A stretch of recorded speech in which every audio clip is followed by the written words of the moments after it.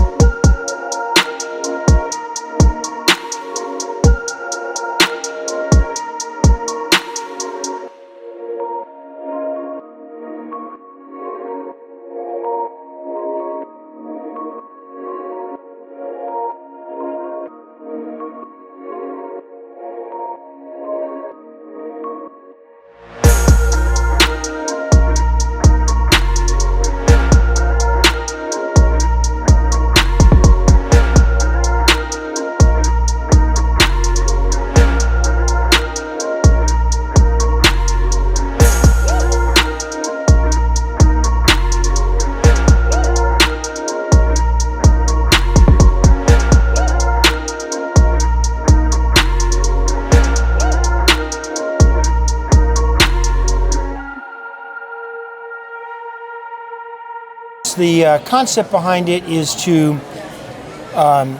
capture kinetic energy or motion in very rigid materials. So it creates sort of a tension that you're expecting something to happen because they're all jumbled and you're capturing it just before the second that it all falls apart. So you're saying they're not balanced, they're off balance? They are intentionally off balance. Mm-hmm. Yes. And the expectation is they're going to fall. Mm-hmm. And so there's something about the anticipation of capturing that motion just before it happens. That's the idea behind it. Beautiful. Do you feel off balance? No. No? No. I feel very balanced. Oh, good. Yes, yes. I think maybe it takes balance to create imbalance. Right. So it's a sculpture glorifying anticipation. Would you say that? I think that's right, yeah. Mm-hmm. And capturing motion, but in a stagnant form. Mm-hmm. And then you bring that to paper as well. Are those photos or those? They are photos with a black backdrop. Mm-hmm. And that was sort of to just be able to create the shape and the image and the idea for the gallery to be able to put it online. Mm-hmm. What materials do you use? It's all stainless steel. Wow, is it hard to work with? It is hard to work with, yes. Mm-hmm. That's why I use a professional welder who's been 20 years experience, who actually does the welding. I hold the cubes in place according to a design that I've done, mm-hmm. and then he actually does the weld. Wow, beautiful.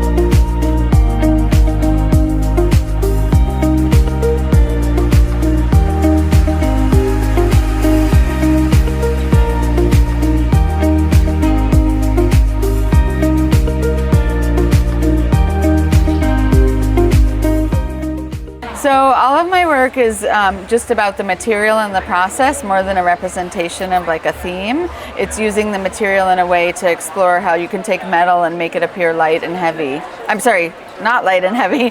How you can take the material and transform it from something light and heavy to something that's not as heavy.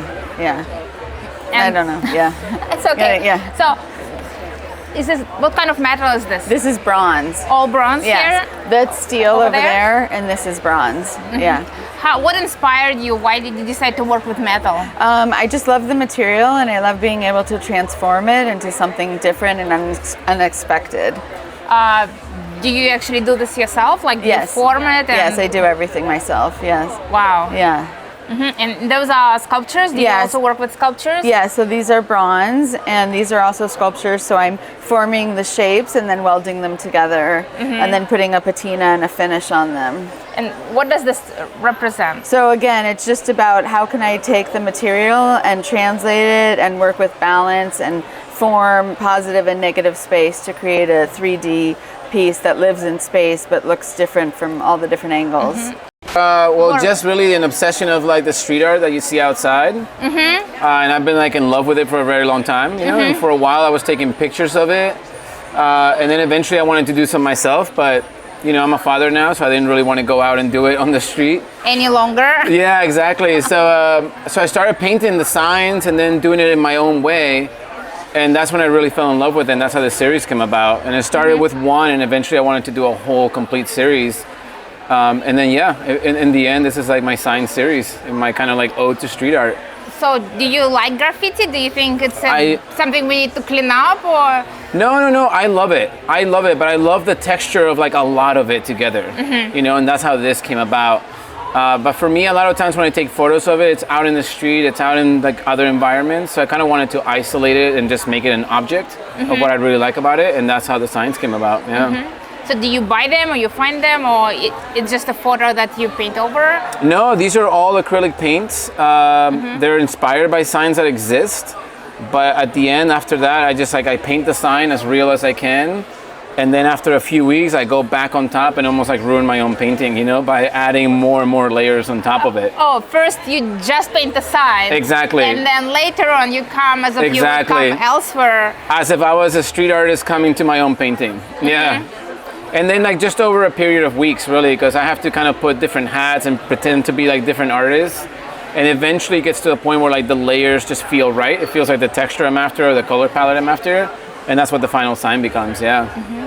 Do you feel like you're breaking the law in a way? No. I feel like I'm paying my own homage to what I love about what a bunch of artists doing it over years and years are doing, and then kind of like isolating it as its own art piece. Yeah, but no, I don't feel like I'm breaking the law. It's my own safe space of doing what I love, but without having to be out there.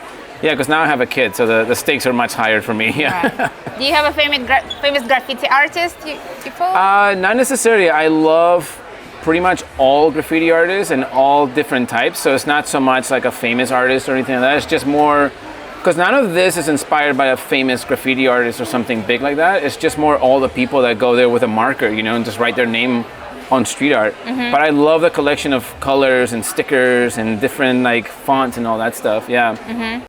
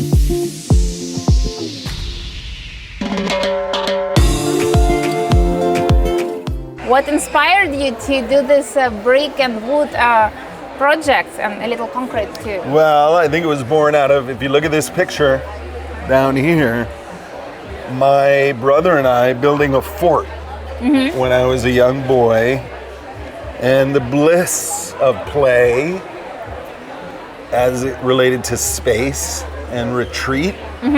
So it was having a space for us, you know, away from life. Right. And my interest led me to architecture and space, formal space. And so I even have an original one of my early projects of architecture school on the bottom there. Oh, cute.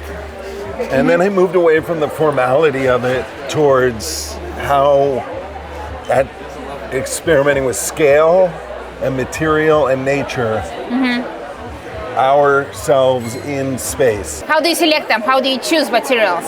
I mean, sourced, they're mostly assembled from natural elements, so stone, wood. You know, when I'm cruising around in nature, I spot something and ask if I can borrow it. Right. You know, so that this is driftwood from the beach and stone from the beach, and then I'll hand carve little scale figures to get a sense of scale. Yeah. Does it look like a rabbit? Is it a rabbit? That's what I see. What do you see? That's what I see. So that's called split hair. Oh. Splitting hairs. And a hare is a rabbit. So splitting hairs. But you see the little offering of the little scaled figure kind of. So it's your place in nature. Right. You know, a little bit. Well, we should have known our place in nature. That should have. And it's asking an invitation to maybe find your own way to be to retreat and to find that feeling I had as a boy of safety and rejuvenation and, you know, rebirth, and nature plays an important role.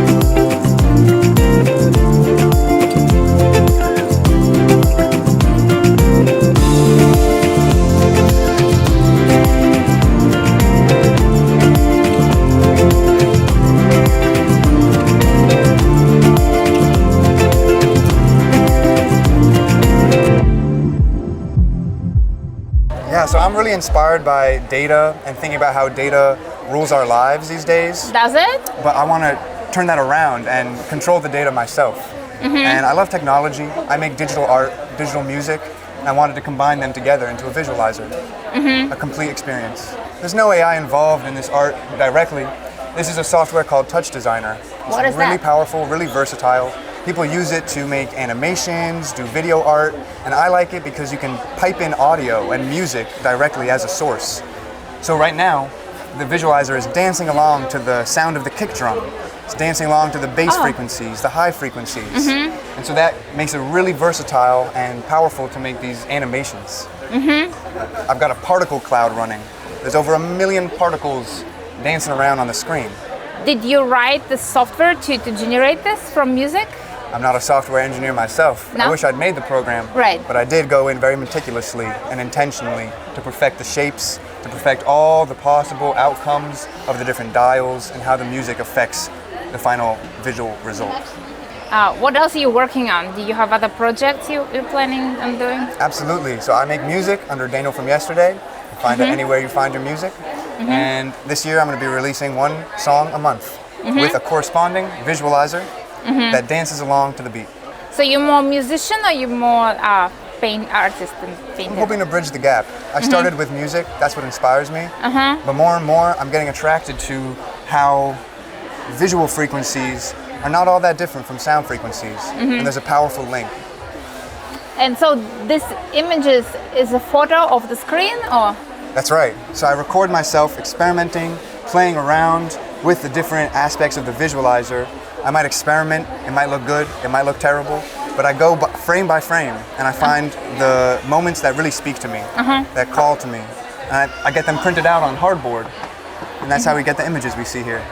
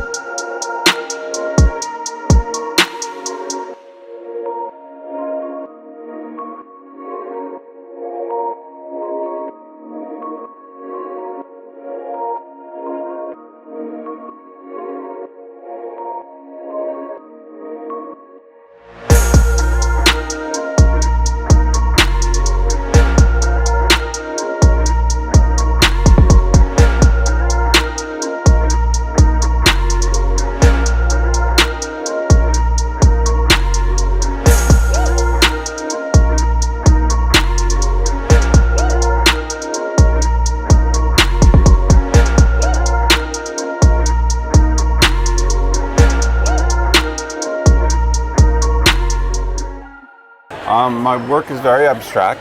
I mean, it is abstract. Period. So it starts kind of from nowhere. It's not an idea about a place or a thing or for that matter, an emotion. The emotions can come after the fact, but when I'm doing it, I'm kind of like to empty out, not think about too much, and just communicate with the paint directly. And as the painting takes shape, then it maybe has some kind of a meaning for me, but it might be different from the meaning that it gives to people who are viewing it. So but do you I'm just an innocent bystander here. do you expect people to have feelings or emotions as they view it? Or? I think probably people do have those.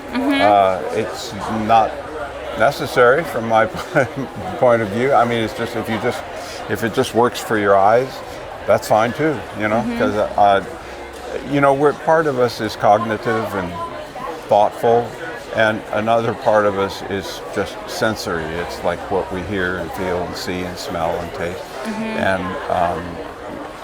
I think that I like to address that part at least equally, if not more, than the cognitive part. Yeah, and I'm a musician, so there's Oh, are you? always music going in my head. You know, you can't really turn that off. So music is allowed. But when I'm when I'm painting, the music goes away too, which is Oh, great because it's you need a little break from it.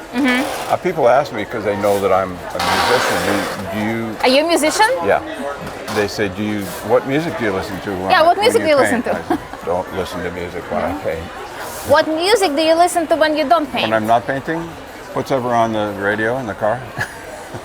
I have very broad taste musically. I'm classically trained, and I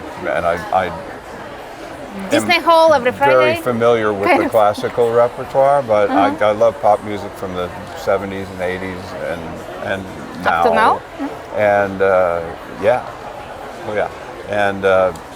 and jazz. I mean, I've worked in the jazz world. But do you think your art correlates to any style of music? That's a very interesting question that I've never thought about. I mean, I think if anything, it would be in the orchestral, classical world. One of my favorite painters is Gerhard Richter, and he did a show with one of my favorite composers, who is Steve Reich, and they put a thing together where his paintings were kind of animated and digitally manipulated, and this incredible piece, music for 18 musicians, was played along with it. My daughter happened to have been one of the performers, which made it that much more exciting. But Steve Reich was there. It was in New York, and I did kind of. I think it could maybe be in that sort of world a little bit. Having seen how it worked in that show, I mean it's probably in the kind of minimalist, post-minimalist world, like John Adams music.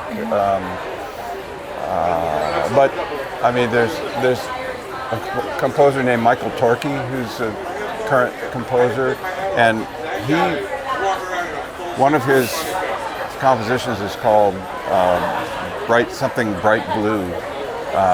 So he's very involved with color, and I'm thinking about his music, and it does sound like that or that.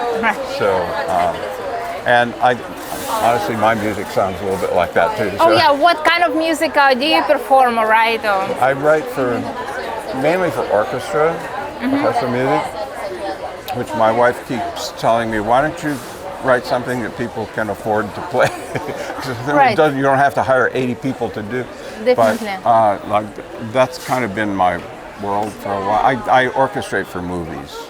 So any movies I might have seen? Yeah. Just say yeah. But well, more recent ones were the composer that I work with does mainly action movies. So, I mean, if you're a Fast and Furious type person, then you've seen our work. But we did Super Mario Brothers a couple of years ago, and we did Crazy Rich Asians a few years ago, and a lot of different movies. Wow. Yeah. So. Hope you liked this video. If you did, please indicate with your like. If you have any comments or questions, please leave them in the comment box below. And as always, please subscribe to my YouTube channel, Wild Room. Thank you for watching.